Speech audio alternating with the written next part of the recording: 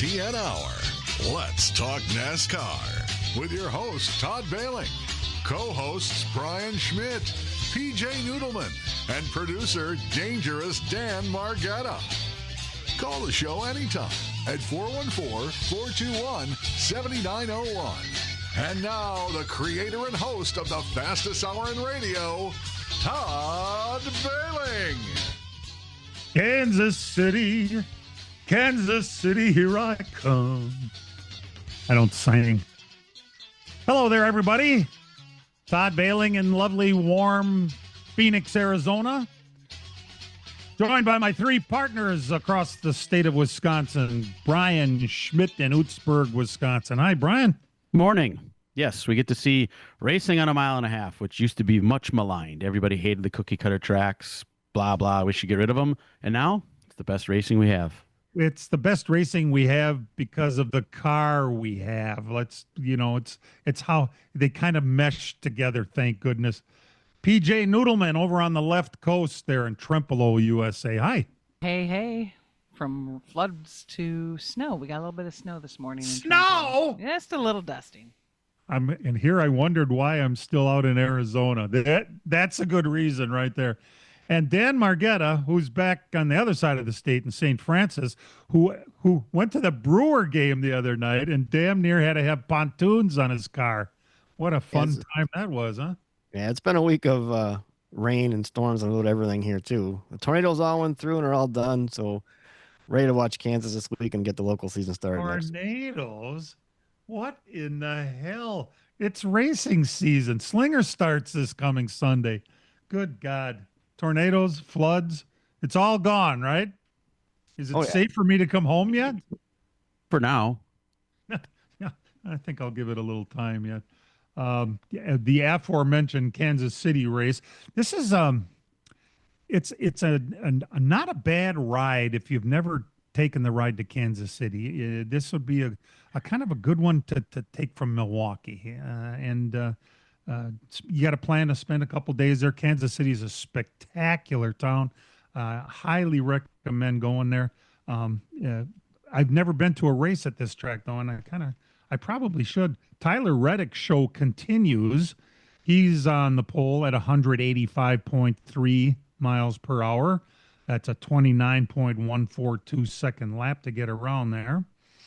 It's a Toyota show up the front of the field. What is that? Four out of the top five are Toyotas. It'll be televised on Fox today. How about that? You don't have to have cable just to watch today's NASCAR race. Green flag is at 1:19 Central Time. Perfect day for racing. 60s, 0% chance of rain. And then since you're already tuned in to Fox, you can hang around afterwards, and the Indy cars will be on there afterwards. That green flag just before 5 o'clock. They're out in Long Beach, California. And if you remember Kansas, the history of that speedway, that track in Chicago, both were built at the same time and opened the same year, 2001. And Kansas got the big massage because of the casino repaving. They modified it, did a lot of stuff to that. And Chicago has pretty much sits still as it has since it was originally open. Fortunately, we get to see racing at Chicago again this year. But hearing the drivers talk that the new resurfacing they did at Kansas a few years ago is finally starting to wear off. So you should be able to have lots and lots of multi-groove racing way up at the top, way up at the bottom this year. Very similar to what we see when they used to race at Chicago. Which would lead us to believe that Kyle Larson will win today. He's certainly the favorite at 9-2.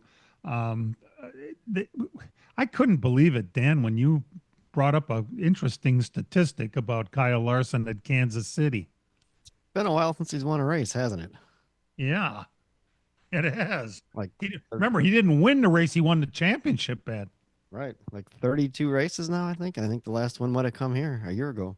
Oh my God, that doesn't sound right for the guy who's supposed to be clearly the best there is in NASCAR. Is he really? I guess he's kind of like one of the better Chevy drivers. Is that a thing? Do they sell Chevys yet? Not yet. So this, I tell you what, though, with all those Toyotas up there, it would make me think that some Toyota that's never won a race before could actually win a race. Like Ty Gibbs at Bristol. Brian, you actually picked him last week. Yeah, you knew it was just a matter of time, and as well as they've been running this year, I thought it really could happen, and it's kind of cool to see.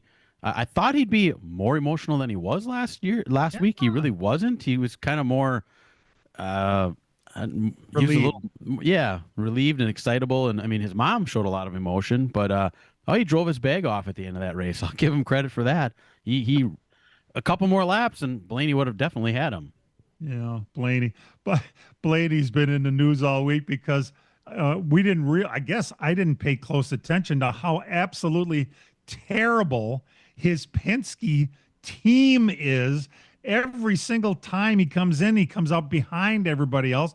He's lost get this number, over 100 positions while in the pits. All right, pit now. Do I have to? Yeah, you need tires. I might be better off with old tires. At least I'll be out in front of everybody. It was like watching Ty Majeski at the Snowball Derby back when they had live pit stops. And 5x5s too.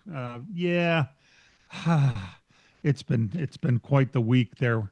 And Blaney, to his credit, and he's a class guy. He just doesn't want to say my team sucks, which is what he really needs to say. But that's not his job, like he said, and you got to hand it to him. His job is to support who's ever there and let other people worry about all that crap. And speaking of Blaney, is any other Ford driver won besides Ryan Blaney in a long time here? Oh, well, long time. Certainly not his teammates. That's for sure. I mean, when's the last Ford driver to win that wasn't Ryan Blaney? Oh my God. Probably was Logano at some point. Or Busher. Jeez. Probably it had to be Logano. I mean, Logano, he was the guy for a while. You got to wonder. Listen, there's some dysfunctional teams out there right now. Obviously, Reddick is firing on all 8, but I'm not sure about too many other ones. First of all, that Blaney pit crew thing, which is amazing. It was said this week that the problem is a young jack man, and bad choreography. There is no excuse for that crap. They have to have pit crew practice every week. Why aren't they? And why haven't they identified a problem before now? And maybe we'll get better this week, but of course we aren't, and he's still losing positions. Well, maybe we'll get better next week if we don't replace somebody. Oh, that didn't work either. What the hell? You got to be kidding me. This is not just some ragtag team. This is Penske, for Christ's sakes. Penske is top of the line, isn't he? Okay, so what did they do? Well, they replaced the pit crew, the Jackman, with Landon. Wait a minute. Landon Honeycutt was the guy, right? No relation to Caden. No, but he got replaced and he went to the 21 team. By the way, you're doing bad enough, by the way. So we're going to give you a shitty Jackman to see if that makes things any better. Oh, thanks. And then they got this Jackman by the name of Pat Gray. And Pat Gray said I have to take off this week. I'm sorry. So they got another guy. They stole him from the 4 car. I didn't realize that Penske was providing pit crews over to that team. So they took the Jack guy from that car, Matt Swiderski, who had been the Jackman for the 99 car last year, but had just come over. Geez, they're trying. They're doing things finally, but it seems to me more than anything else, they need practice. And can you imagine a guy who's as good as he is and really carrying the flag for Ford Motor Company, like Dan said, and has a shitty pit crew? I mean, let's face it. There's no other way to put it. The last Ford win that wasn't Ryan Blaney was Joey Logano at Texas last year, which is about a year ago. Yep, May 4th. And the week before that, Austin Cindric won at Talladega. So they went 2 weeks in a row with different Ford winners, and you haven't had any since. Oh, good God. We're happy you're tuned in. We've got a real nice surprise for you later on in the program. We're going to have a Hall of Famer on with us, Dave Watson. But we'll be back right after these messages. Ready for a weekend that's pure vintage vibes? Spring Vintage Weekend with SVRA hits. Road America May 15th through the 17th. Classic muscle, old school racers, and the coolest throwback machines you've ever seen, all ripping around the 4-mile track. Grab your crew, grab your picks, and get close enough to smell the horsepower. Spring Vintage Weekend, May 15th through the 17th. Come for the experience. Stay for the race. Get tickets at roadamerica.com. As a growing manufacturing company, we needed security solutions. We chose Bonafide because of the services they offer, pricing, and trusted reputation. But it's their outstanding service and support that convinced us we made the right choice with Bonafide. When businesses need security, they contact Bonafide Security Solutions. From locks and alarms to safes and surveillance, we do it all. We are Bonafide. We protect what you value. For your free security survey, call us today or visit bonafidesafe.com. Spring is in the air, and PMF Landscape Supply in West Bend has everything you need, with fresh mulch arriving daily, from premium hardwood mulch to hemlock and pine bark to Enviro mulch in red, gold, chocolate brown, and black colors. PMF also has a large variety of decorative stone and granite, as well as field stone, topsoil, and compost. For all your landscaping needs, visit PMF Landscape Supply, 5470 River Road in West Bend. Call 262-338-8800 or visit pmflandscape.com. Friends of racing for many years, PMF Landscape Supply in West Bend. Chimney Mechanics installs and services wood, natural gas, propane, pellet stoves, and chimneys. We service all of Wisconsin, the UP, and Northern Illinois. We repair all brands and all models of fireplaces, no matter where you bought it. We do custom chimney caps, liners, chimney fire repairs, water and stonework, water leak repairs, and replacement dampers. We do new construction and insurance work. No job is too big or too small. ChimneyMechanics.com. That's Chimney Mechanics with an X. Check us out on Facebook. Well, first thing I got to do is clarify a little bit. The crew chief for the 21 car is Miles Stanley, and he is out for personal reasons this week. So Matt Swiderski is going to be the stand-in crew chief on the 21 car. He's the one that was with the 99 last year. And this Pat Gray guy that they had taken to be the new jackman on the 12 car is unable to compete this week. So Graham Stoddard is the guy that's coming over from the number 4 car, which again, you know, you got to wonder if you're the 4 car. Thanks for taking our jack guy. Who are we going to get? Well, we'll get you somebody. Don't worry. Yeah.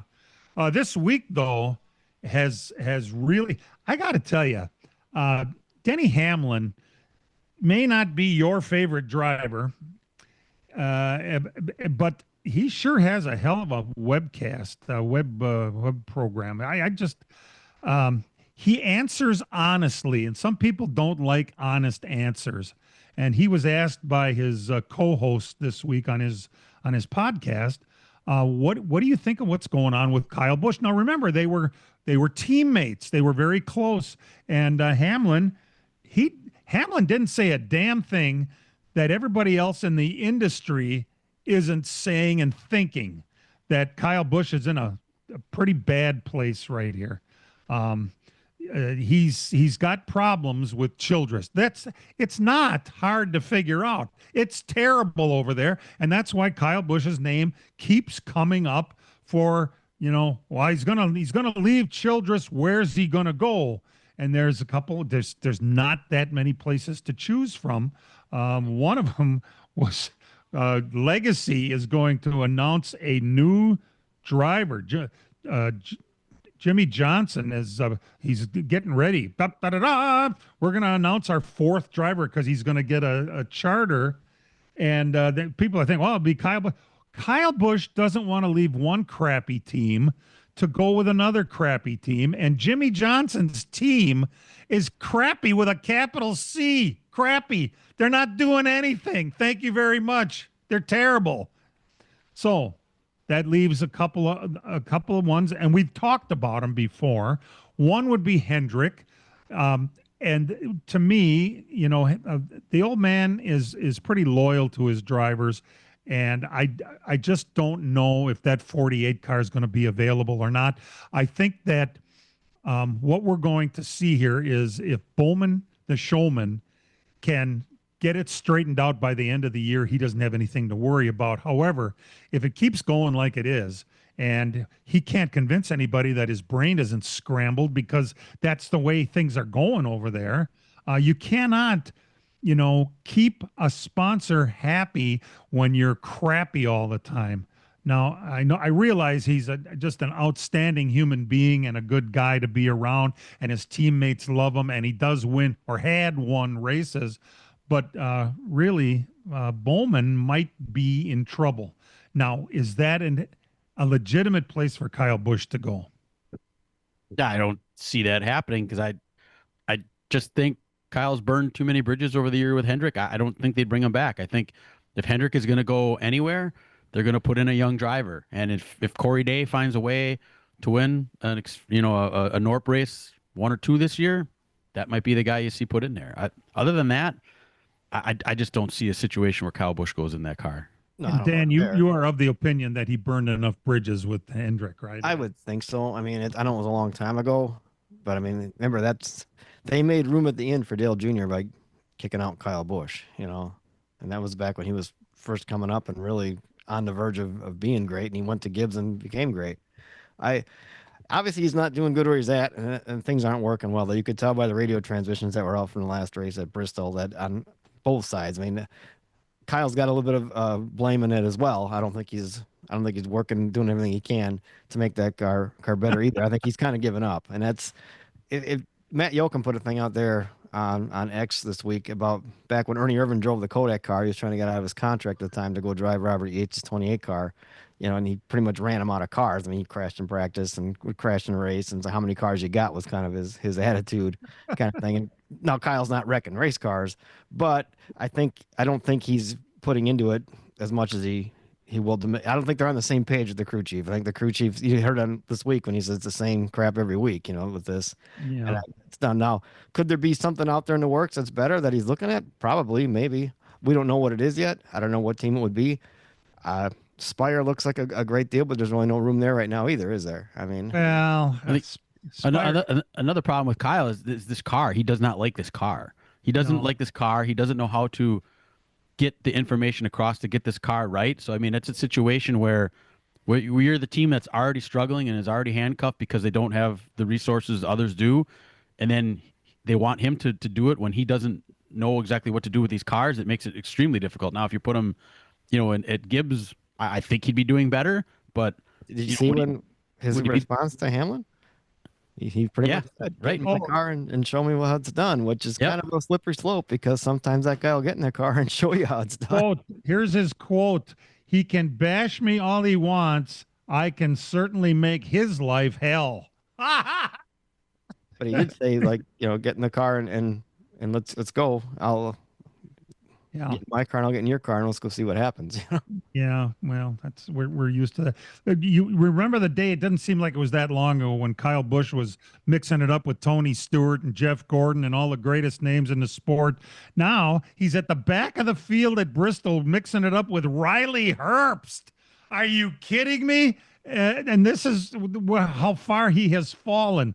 The Spire car, is that really a legitimate place for him? Suarez, Hocevar, and McDowell are their 3 drivers.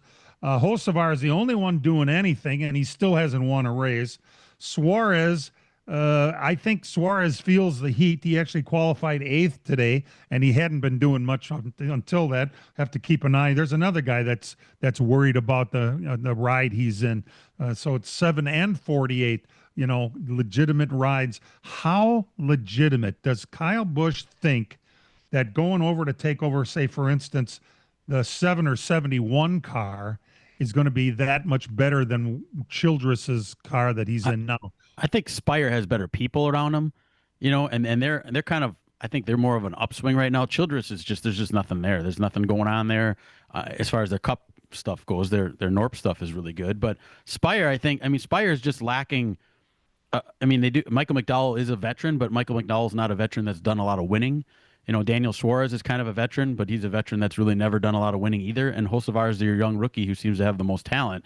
So maybe if you were to put a Kyle Busch there and you have the proper people around him, I think he probably could do something there. Would he go and win as many races as he did at Gibbs? I don't think so, but I think it would definitely be probably an upswing for him.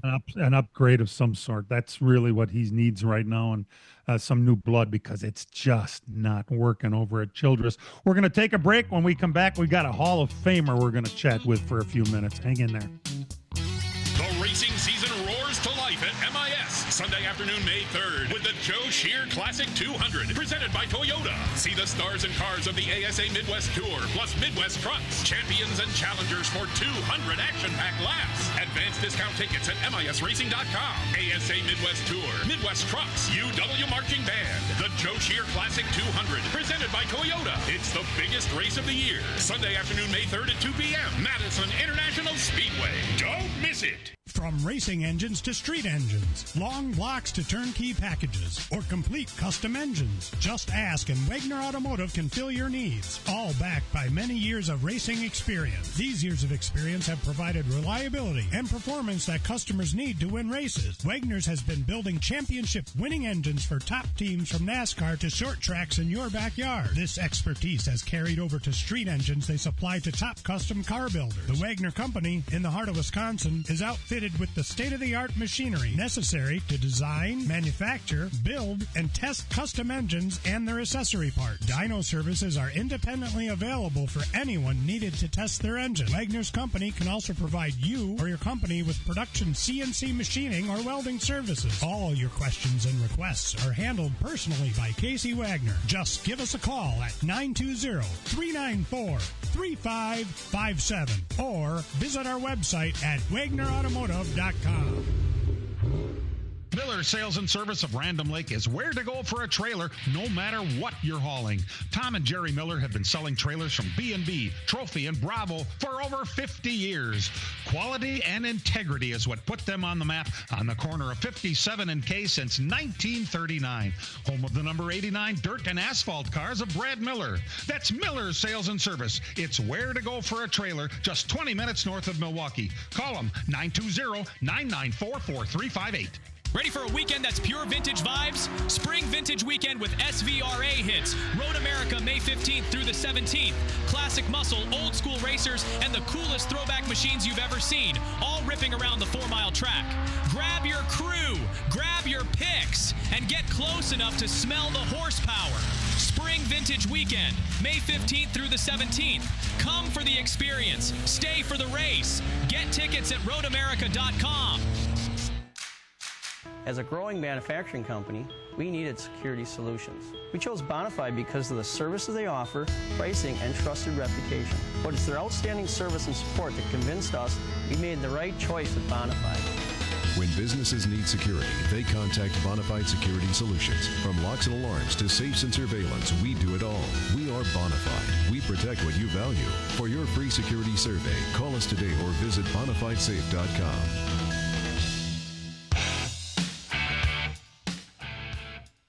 So my earliest recollections of racing were going out to the Milwaukee Mile. My dad would take me, and I was just an absolute car nut as a kid, a little bit like Dan Margetta, except Margetta remembers everything he's ever seen, and that's not so much with me. But I do remember going to the Miller 200 in 1977 to see a guy I had never heard of, because my extent of racing wasn't going to the short tracks. It was just going to the Milwaukee Mile. And there's this guy. He's in number 37. He's driving a Buick sponsored by Amsoil, and he beats Bobby Allison. Who the hell is this guy? Well, it turns out his name is Dave Watson. He's a future Hall of Famer, and he's on the phone with us right now. Dave has had quite a career from the short tracks all the way up to the top of NASCAR, and it's awesome that we get the chance to talk to you. Dave, welcome. Thank you. Glad to be here. This sport certainly has changed over the years, and I haven't really caught up with you lately to find out what your thoughts are of the new car, the new style of racing. Rich kids coming up and learning the only way to get noticed is by crashing somebody, and if you don't have money, don't even bother coming here. I got a pretty good idea what you're going to think of all that, but I never actually asked you one-on-one. What do you think of the state of racing these days? Well, you pretty much summed it up, but I'd like to back up here 30 seconds before the commercial. The biggest thing you guys were talking about is Kyle Busch doesn't like this new car. Oh, yeah. That's a big, big problem. But anyhow, the more important things and more things that we know about, the state of the racing world today has progressed to the point it's so technical, so computerized, so engineered, and there's no way to put the genie back in the bottle. The drivers have so little input on what's going on that, and the other side of that coin is the driver has so little input, and we don't even know who the drivers are anymore. Richard Petty, he's retired. We don't see him around. So it's really hard as a spectator to watch these races when the 43 car with STP could be the Joe's Tire Shop and it's black and white. So it's really hard for us old guys to keep up with the state of the affair right now in NASCAR for those real major complaints or observations. It's you have to have a different skill set to drive these cars, and some guys have adapted to it okay. You know, Hamlin, for instance, he's done all right since he's come into this new car. And like you said, Kyle Busch, he epitomizes everything that is wrong with the car because he can't adapt to it so far, and he certainly can't tell his team what to do, and they can't tell him anything. It's kind of like an exercise in futility trying to keep up with Kyle Busch these days, isn't it?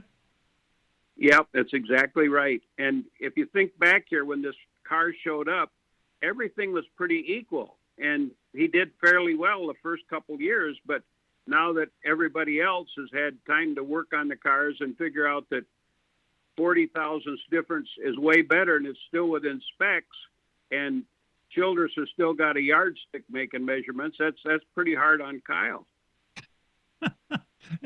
I know. Well, now on the other hand, we have a guy who's going to have a race that named after him at Madison a week from Sunday, 2 weeks from today, to start the season off there.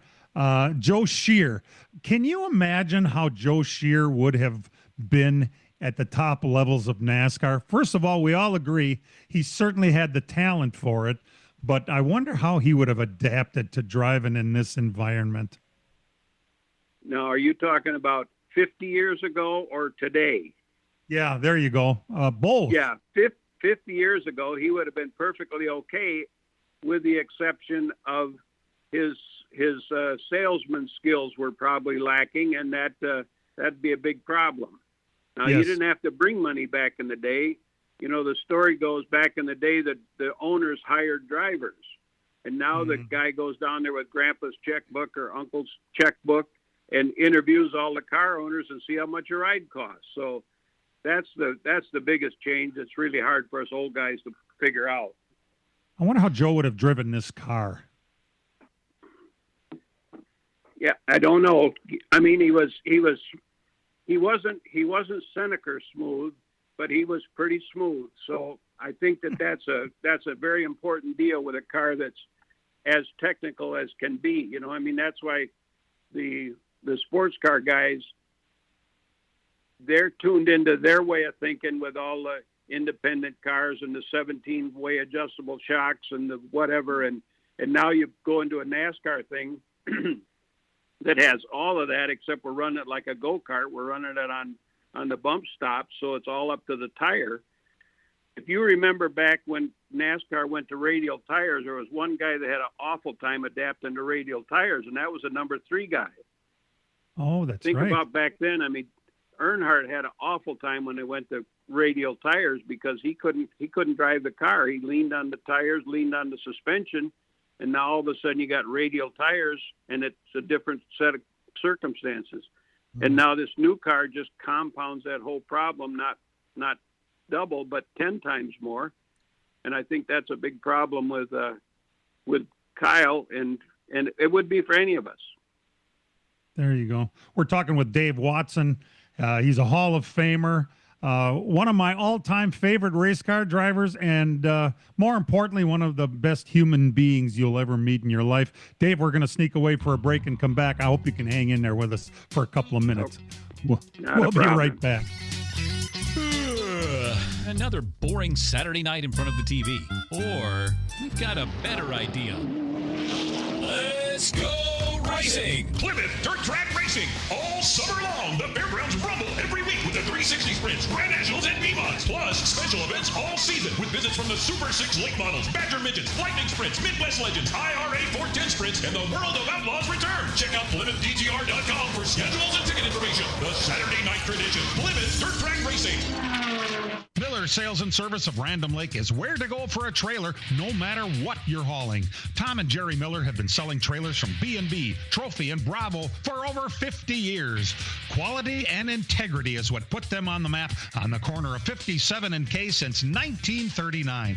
Home of the number 89 dirt and asphalt cars of Brad Miller. That's Miller Sales and Service. It's where to go for a trailer, just 20 minutes north of Milwaukee. Call them 920-994-4358. Spring is in the air, and PMF Landscape Supply in West Bend has everything you need with fresh mulch arriving daily. From premium hardwood mulch to hemlock and pine bark to Enviro mulch in red, gold, chocolate brown, and black colors. PMF also has a large variety of decorative stone and granite, as well as field stone, topsoil, and compost. For all your landscaping needs, visit PMF Landscape Supply, 5470 River Road in West Bend. Call 262-338-8800 or visit pmflandscape.com. Friends of racing for many years. PMF Landscape Supply in West Bend. Chimney Mechanics installs and services wood, natural gas, propane, pellet stoves, and chimneys. We service all of Wisconsin, the UP, and Northern Illinois. We repair all brands and all models of fireplaces, no matter where you bought it. We do custom chimney caps, liners, chimney fire repairs, water and stonework, water leak repairs, and replacement dampers. We do new construction and insurance work. No job is too big or too small. ChimneyMechanics.com. That's Chimney Mechanics with an X. Check us out on Facebook.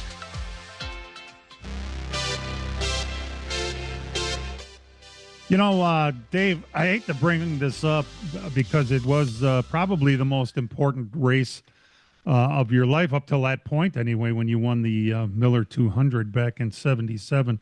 But before the program, we were all sitting around talking about that race, and Dan Margetta brought up a very interesting scenario that I had completely forgot about. Dan, go ahead. Yeah, I looked it up. I mean, I was actually there. I was only 7 watching the race, but apparently they put you a lap down in that race. They said you passed a bunch of cars under yellow, but then you just stormed right back to the field and still beat Bobby Allison and those guys. You don't pass cars under yellow, do you? Well, it's a lot easier, way easier to pass under the yellow. But obviously there was a misunderstanding from me and what USAC I thought they said or what they actually said or whatever. During the caution flag, they said you could pull up to the back of the pace car if you were going to pit. Well, the caution came out, so I pulled up behind the pace car in the inside lane and was first car in the pits. And they said that wasn't right, so Deppie called on the phone and said, you got to come back here and go to victory lane. I said, well, the race is not over yet. What are we doing? Well, no, you're in trouble. So we pulled in, and they stopped us right on the front straightaway there in victory lane up in the pits. And I watched everybody go by, and I was a lap behind at 150 miles. Well, come to find out, I do best at Milwaukee in 150-mile races because I won 3 of those fair races were 150 miles. And so I started the Miller 200 last, a lap behind at 150 miles. And as luck was with us and the good Lord willing, we caught the cautions at the right time. The car was really, really fast, and unlapped myself and got back up, and with about 12, 13 laps ago, caught Bobby Allison and passed him and went on to win. And it was the Miller 200, so the Miller tent was just outside the grandstand, if you remember, and they were open late that night, if I remember right. So that's fantastic. It was a pretty fun time. So, Dave, I know you go to some races yet yourself. Who are some of the drivers that you see maybe a little bit of that flavor of the old days in some of the newer drivers that are coming up through the ranks? Do you see that at all? Well, I don't see a lot of what you're alluding to or what I would say, because back in the day, Joe Shear came in and started giving orders. Change this shock, jack this up, change that, get this other tire, as he surveyed all the tires. And maybe we're going to change the spring and maybe we're not. Get back in the car and go try it. And with the limited practice that we have, luckily Greg is a racer himself, so we can get there a day early at Madison for the race next 2 weeks. And there'll be ample practice time so guys can work on their cars. But it's really, I make sure that I'm at the Joe Shear 200. And other than that, I don't really know enough people. You know, I know that sometimes the 91 car is really fast, and there's 2 or 3 number 5 cars that are usually pretty good. And those guys have an understanding of what's going on. And after that, I'm lost in the crowd. I don't know enough about them or who they are. I can't recognize them. I walk around the pits and there's a guy in a driver's suit. He must be one, but I don't know who it is anymore. That's pretty good. Yeah, those 5 cars. Maybe Casey Johnson might be one you're thinking about. Yeah. Who, to me, he's got that old time kind of flair. You know who he reminds me of is Butch Miller. Very clean driver. Very relentless driver, and the next thing you know, he's past you. You don't even realize he's going to be there, and boom, he's gone. Maybe the other one might be the next generation of number 5s in that Sauter family. That young guy's got some talent, doesn't he? Correct. Yep. I was going to say it now. Is he the next generation, or is he 2 generations away? He's 2. Yeah. Well, Johnny's his dad. So yeah. He's grandson of Jim. And we don't want to take anything away from Johnny, because he would, he's right there too, obviously, but Penn has got, I think he's got a good opportunity if he can stay funded and keep racing. That's the big problem today, is to spend as much time chasing money as you do chasing race cars. There you go. Hey, you're going to be at the Madison race, correct?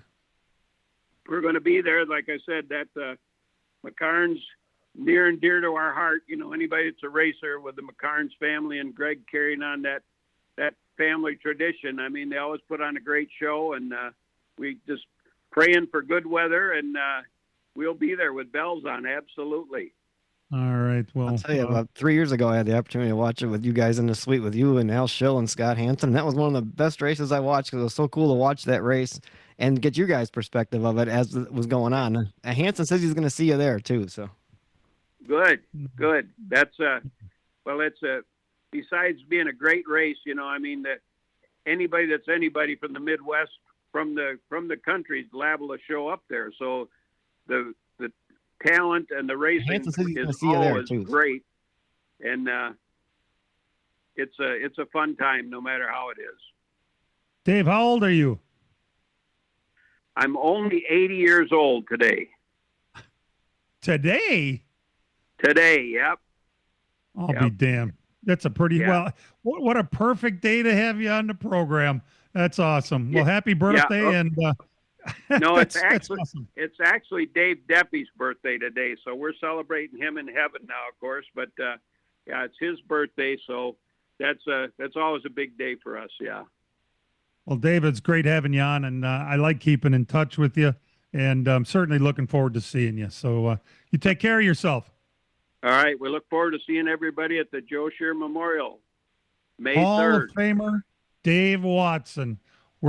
We'll sneak away for a break. We're going to come back with some results. Hang in there. Another long, cold winter is hopefully behind us. And finally, it's about darn time. Let's go racing! Plymouth Dirt Track Racing. Opening night is this Saturday night with 360 Sprints Grand Nationals B-Mods and a special appearance by the Midwest Legends Dirt Series. Gates open at 4, dirt flies at 4:30. Tickets $15 for adults, seniors $13, students 12 to 18, $7, and kids 11 and under free with paying adults. Details at PlymouthDTR.com. As a growing manufacturing company, we needed security solutions. We chose Bonafide because of the services they offer, pricing, and trusted reputation. But it's their outstanding service and support that convinced us we made the right choice with Bonafide. When businesses need security, they contact Bonafide Security Solutions. From locks and alarms to safes and surveillance, we do it all. We are Bonafide. We protect what you value. For your free security survey, call us today or visit BonafideSafe.com. Spring is in the air, and PMF Landscape Supply in West Bend has everything you need, with fresh mulch arriving daily, from premium hardwood mulch to hemlock and pine bark to Enviro mulch in red, gold, chocolate brown, and black colors. PMF also has a large variety of decorative stone and granite, as well as field stone, topsoil, and compost. For all your landscaping needs, visit PMF Landscape Supply, 5470 River Road in West Bend. Call 262-338-8800 or visit pmflandscape.com. Friends of racing for many years, PMF Landscape Supply in West Bend. Racing returns to the Slinger Super Speedway Sunday afternoon, April 26th. The ASA Midwest Tour 100 invades the world's fastest quarter-mile oval for the Jerry Bear Priestchen Memorial. See a 100-lap main event, plus a 75-lap Uptown late model feature, and the debut of the new Crown Vics. Gates open at 1. Racing starts at 3 p.m. Don't miss it. Sunday afternoon, April 26th at the Slinger Super Speedway.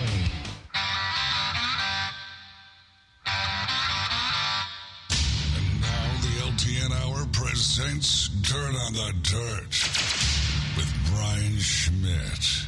What was to have been a very busy week of dirt track racing across the country was abbreviated because of the severe weather.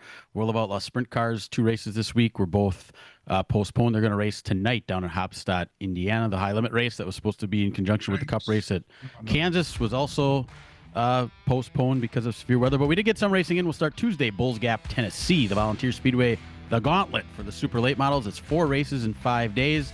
They started Tuesday, $7,500 to win for the super late models. Jonathan Davenport won that.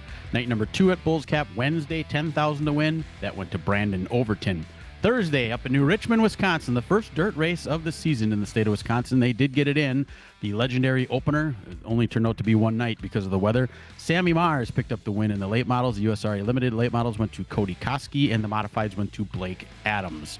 Friday night, Malta, New York, the Albany Saratoga Speedway for the Super Dirt Car Series Big Block Modifieds. Matt Williamson was your winner. Out in Casa Grande, Arizona, the Central Arizona Raceway for the USAC CRA Sprint Cars. R.J. Johnson was your winner. Mechanicsville, Pennsylvania, the Williams Grove Speedway, the PA Posse Sprint Car Series. Troy Wagaman Jr. was your winner. Brownstown, Illinois, the UMP late model feature winner there was Mike Harrison. The UMP Modifieds, Kenny Wallace picked up the modified win Friday night there. Sealam's Grove, Pennsylvania for the UMP late models. Greg Satterley was your winner. Paragon, Indiana, the Northern All-Stars late model Marvin O'Neill Memorial. That would be the grandpa of Hudson O'Neill and the dad of Don O'Neill. $10,071 to win. Ryan Gustin picked up the win there. And night number 3 of the Gauntlet at Bulls Gap, Tennessee, $20,000 to win. That went to Chris Madden. Last night, Fonda, New York, their big opening night race, $4,012 to win for the Big Block Modified. Stuart Friesen picked up the win. Night number 2 at Casa Grande, Arizona for the USAC CRA Sprint Cars. Kevin Thomas Jr. picked up the win there in the 360s. It went to Ricky Lewis. Tulare, California, the Thunderbolt Raceway, the NARC King of the West 410 Sprint Cars. Justin Sanders was your winner. Abbottstown, Pennsylvania, the Lincoln Speedway for the PA Posse Sprint Car Series. Chase Dietz picked up the win. Wheatland, Missouri, Lucas Oil Speedway for the High Limit Sprint Cars. Kerry Madsen picked up the win. That's his first national touring win in like 3 years, I believe. So congratulations to him. Port Royal, Pennsylvania for the Super Late Models 4000 win. Greg Satterley was your winner. And the big money race of the weekend was the final night of the gauntlet at Bulls Gap, Tennessee's Volunteer Speedway. $30,000 to win for the Super Late Models. Jonathan Davenport picked up the win. And if you won more than one race of the 2 weeks, you picked up a $100,000 bonus. So Jonathan Davenport walked out of there last night with a cool $130,000. That's a really good night of racing, I would say. And that is everything for this week. On to the asphalt side of things. Excuse me. Last Sunday, the rain-delayed icebreaker at Dells Raceway Park, the Alive for 5 race number 1 Super Late Model winner, back-to-back Luke Fenhouse, second year in a row for him. Midwest Truck Series winner was Blake Brown, and the 602 feature winner was John DeAngelis Jr. Great timing. As soon as that last checkered flag flew, the rain started coming down, so they did a great job getting that whole program in a day later. Yesterday, the IHRA at Cordele Speedway Pro Late Model winner was Casey Roderick.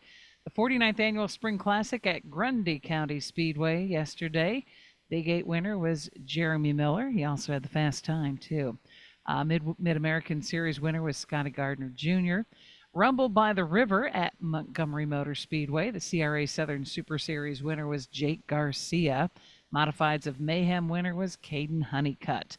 And that's it for the results. And on to a week from today, we'll be racing at Slinger for the ASA Midwest Tour opener there a week from today. And then 2 weeks from today will be Madison for the aforementioned Joe Shear Classic 2 weeks from today. I'm curious. You should know. Is Ty Majeski going to be at either or both? Ty Majeski is going to be at both. Ah, okay. And there's a practice today at Slinger from like 12 to 4 if cars want to get out and get on the track. There's also another one next Saturday for the cars that'll be racing next Sunday. So some track time before we get going next Sunday with the opener. Cool. All of a sudden, here it is. Slinger next week, Madison in 2 weeks. I mean, we're off. We're going to be off to the races, so to speak. It's awesome, isn't it? And it is. It's been too long of a winter. Yeah, there you go. And the weather has been crappy, and it's kind of a nice thing to. I'm really happy to see that Jerry and the gang at the Dells got it figured out and got that thing that they move the show, and it's pretty cool that as soon as it was over, the skies opened up, and that was the end of that. So pretty awesome. PJ, I saw a number that was concerning to me.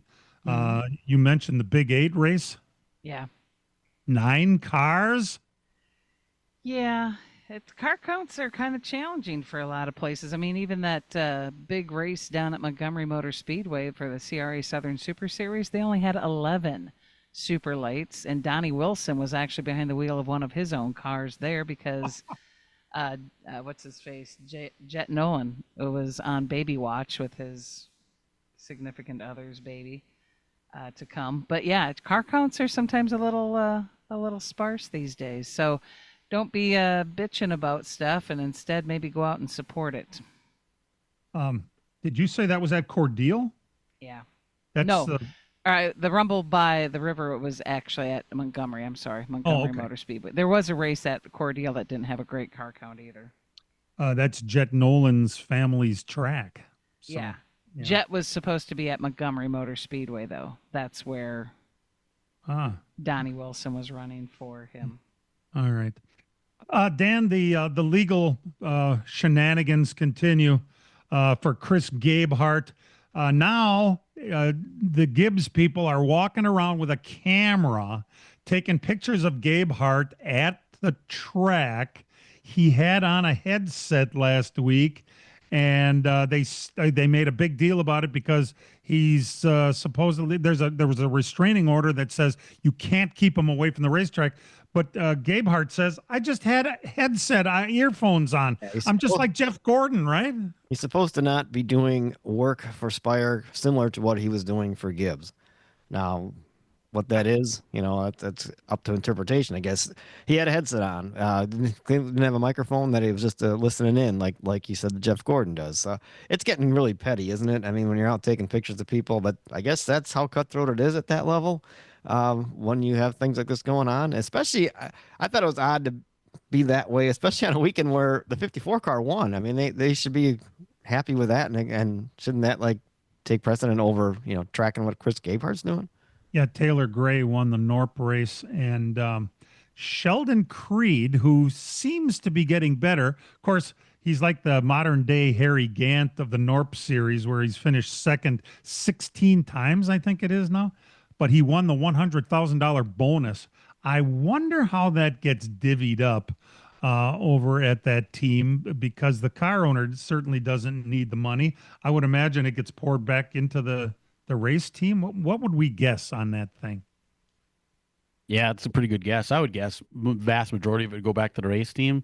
Maybe they'll give him a little bit of something out of it, but it's all probably part of your contract. Winnings are probably disclosed, how that's distributed in your contract when you sign with that particular team. Yeah, there you go. All right, we're going to take a break and come back. We've got some picks for you. Maybe we'll have Brian start it out since he's suddenly got one in a row. That's pretty exciting for us. We'll be right back.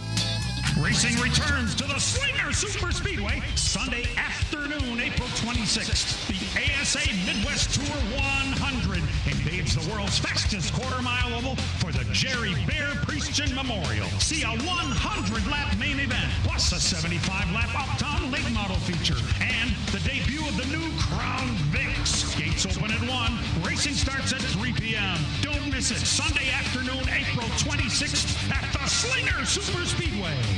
From racing engines to street engines, long blocks to turnkey packages, or complete custom engines, just ask and Wagner Automotive can fill your needs. All backed by many years of racing experience. These years of experience have provided reliability and performance that customers need to win races. Wagner's has been building championship winning engines for top teams from NASCAR to short tracks in your backyard. This expertise has carried over to street engines they supply to top custom car builders. The Wagner Company in the heart of Wisconsin is outfitted with the state-of-the-art machinery necessary to design, manufacture, build, and test custom engines and their accessory parts. Dyno services are independently available for anyone needed to test their engine. Wagner's Company can also provide you or your company with production CNC machining or welding services. All your questions and requests are handled personally by Casey Wagner. Just give us a call at 920-394-3557 or visit our website at wagnerautomotive.com.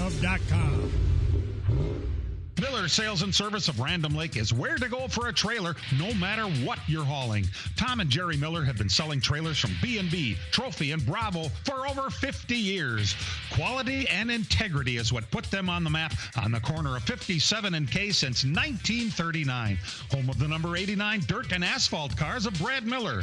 That's Miller Sales and Service. It's where to go for a trailer just 20 minutes north of Milwaukee. Call them 920-994-4358. The racing season roars to life at MIS Sunday afternoon, May 3rd, with the Joe Shear Classic 200, presented by Toyota. See the stars and cars of the ASA Midwest Tour, plus Midwest trucks, champions and challengers for 200 action-packed laps. Advanced discount tickets at MISRacing.com. ASA Midwest Tour, Midwest Trucks, UW Marching Band, the Joe Shear Classic 200, presented by Toyota. It's the biggest race of the year. Sunday afternoon, May 3rd at 2 p.m. Madison International Speedway. Don't miss it.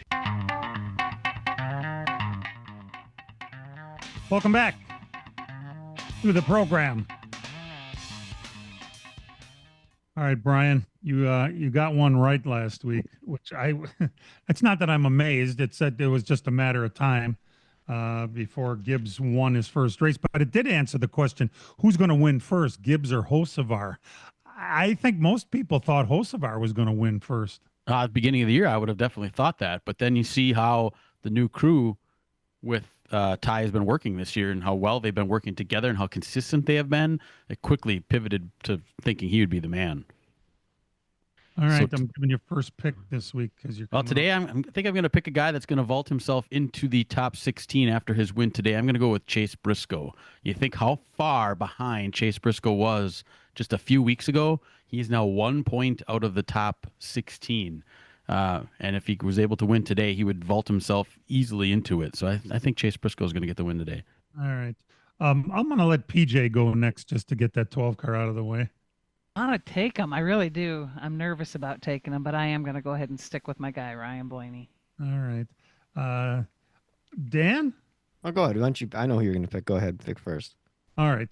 Well, full disclosure, I went and visited the local neighborhood casino this week, and I checked out the odds for the race today at Kansas City, and I picked one out that I thought was good for the odds because, like for instance, Kyle Larson, who won this last year and who is very good at this track, he was 9-2 or 4.5-1, however they say, plus 450, whatever the hell that means. I didn't like the odds, so I picked Tyler Reddick, and that was before qualifying. I got him at 10-1, and I'm perfectly happy with that. So I think it's going to be a Tyler Reddick show today. Dan, if I was putting money at 10-1, I would take the same thing you did, and I'd take Tyler Reddick. But just to be different, I'm going to go with Kyle Larson to break the 32 race winless streak. Yeah, well, he's too good to not win more, you would think, right? I think so. It shows how hard it is to do it at this level, I guess, and how amazing it kind of is for that 45 car to rattle off how many he's won still this year so far. Isn't it? I wonder if it's just a coincidence, but if you really look at Kyle Larson's last year, he hasn't won a lot, but he's also done a lot less racing. I mean, you remember just a couple years ago, he'd be racing on Tuesday, Wednesday, Thursday, and then he'd come and he'd run his cup stuff and he'd win there, and all of a sudden he's backed way off on that, and now he's backed way off on his winning on the weekends as well. You think there's a correlation there? It's interesting. Brian, what did you think of Bristol last week? That used to be the hottest ticket in NASCAR, and the attendance was unbelievably bad last week. What the hell is going on? I think it's a product of this car. I mean, yeah, the last 30 laps were pretty good, and the very ending, was really good because it was side by side at the end, but you had to sit through the 500 laps before that. And, I mean, let's face it, the old days of Bristol, the beating, the banging, the people pissed at each other, all that kind of stuff, the fisticuffs, Stewart throwing a helmet at Kenseth, that was because it was a one-lane pounding, track, and that's what you had back then. You don't have that now. You actually have better side-by-side racing, but that's, as we see with the Madhouse, that's not what fans definitely want to pay the money to come and see in person, I guess. If anybody missed it, look up the Madhouse last night and watch the unbelievably terrible show they put on. They were so pissed off at each other that they did an actual. That was in the support division. The modifieds were the main division. They had a pretty decent race. Yeah, that was it. But there's more people there than there was for the Clash. Now, granted, there was some snow on the ground, but it was a melee. It was unbelievable. And this wasn't even for the win. It was one of the support divisions of the guys that finished back in the pack all had an issue with each other, and there were 4 cars slamming into each other after the race on the track, like a demolition derby is what it looked like. Demo derby, that's the word I was looking for. Yeah, as far as the attendance at Bristol, we'll have to watch in the fall and see in August and see if that changes any. But I just can't believe that Bristol has fallen so far. I mean, back in the day, 1982, during the World's Fair that was down in Knoxville, Tennessee, Marge and I took the kids down there, and we went to the World's Fair. We drove over to Bristol, and we bought tickets the night of the race on the start-finish line, okay? And the seating was, I don't know, maybe 20,000 max, and now it's, 140, I think? Yeah, that's the one thing we got to remember is what the size of that place is, and that's when it was at its heyday in the early 2000s when you had to wait for the ticket. But as a whole, across all forms of sports, with the exception of NFL football, people in-person attendance is down. I mean, even the Brewers, as good as they are this year, their attendance ain't what it was a couple of years ago, which is kind of surprising. I think it's just the age of people being able to watch it easier. So, I mean, Phoenix holds 49,000? There's probably more than 49,000 people at Bristol last week. So it's just so hard to tell when a place is so massive.